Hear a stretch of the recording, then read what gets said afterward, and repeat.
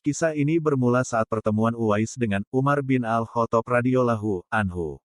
Dari Usair bin Jabir, ia berkata, Umar bin Al-Khattab ketika didatangi oleh serombongan pasukan dari Yaman, ia bertanya, apakah di tengah-tengah kalian ada yang bernama Uwais bin Amir? Sampai, Umar mendatangi Uwais dan bertanya, benar engkau adalah Uwais bin Amir? Uwais menjawab, iya, benar. Umar bertanya lagi, benar engkau dari Murad, dari Karn? Uwais menjawab, iya. Umar bertanya lagi, benar engkau dahulu memiliki penyakit kulit lantas sembuh kecuali sebesar 1 dirham? Uwais menjawab, iya. Umar bertanya lagi, benar engkau punya seorang ibu? Uwais menjawab, iya. Umar berkata, aku sendiri pernah mendengar Rasulullah Shallallahu Alaihi Wasallam bersabda, nanti akan datang seseorang bernama Uwais bin Amir bersama serombongan pasukan dari Yaman. Ia berasal dari Murad kemudian dari Korn. Ia memiliki penyakit kulit kemudian sembuh darinya kecuali bagian 1 dirham. Ia punya seorang ibu dan sangat berbakti padanya. Seandainya ia mau bersumpah pada Allah, maka akan diperkenankan yang ia pinta. Jika engkau mampu agar ia meminta pada Allah supaya engkau diampuni, mintalah padanya. Umar pun berkata, mintalah pada Allah untuk mengampuniku. Kemudian Uwais mendoakan Umar dengan meminta ampunan pada Allah. Umar pun bertanya pada Uwais, engkau hendak kemana? Uwais menjawab, ke Kufah. Umar pun mengatakan pada Uwais, bagaimana jika aku menulis surat kepada penanggung jawab di negeri Kufah supaya membantumu?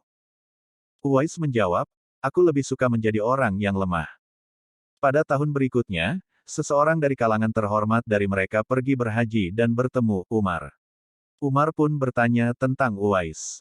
Orang terhormat itu menjawab, aku tinggalkan Uwais dalam keadaan rumahnya miskin dan barang-barangnya sedikit. Umar pun mengatakan sabda Rasulullah Shallallahu Alaihi Wasallam, nanti akan datang seseorang bernama Uwais bin Amir bersama serombongan pasukan dari Yaman. Ia berasal dari Murad kemudian dari Korn.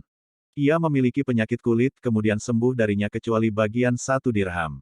Ia punya seorang ibu dan sangat berbakti padanya. Seandainya ia mau bersumpah pada Allah, maka akan diperkenankan yang ia pinta.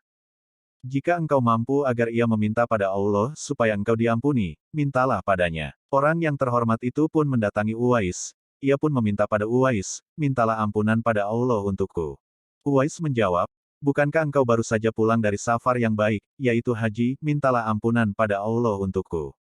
Orang itu mengatakan pada Uwais, bukankah engkau telah bertemu, Umar? Uwais menjawab, iya benar. Uwais pun memintakan ampunan pada Allah untuknya. Dan pada akhirnya, orang lain pun tahu akan keistimewaan Uwais. Lantaran itu, ia mengasingkan diri menjauh dari manusia. Itulah sepenggal kisah Uwais Al-Qarni. Pelajaran yang bisa kita petik adalah menjadi orang yang tidak terkenal itu lebih utama.